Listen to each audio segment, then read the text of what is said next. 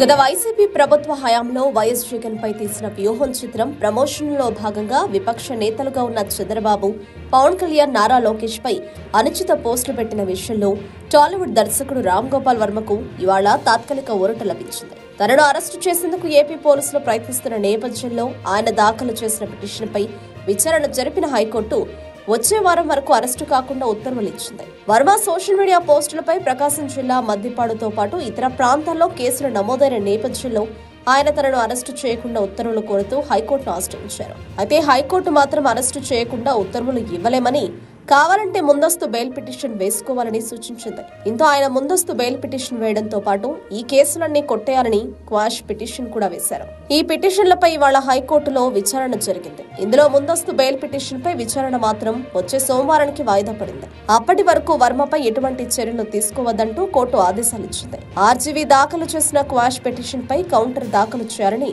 ప్రభుత్వానికి హైకోర్టు ఆదేశాలిచ్చింది. ఈ నెల 9లోగా కౌంటర్ దాఖలకు ప్రభుత్వానికి సమయం ఇచ్చింది.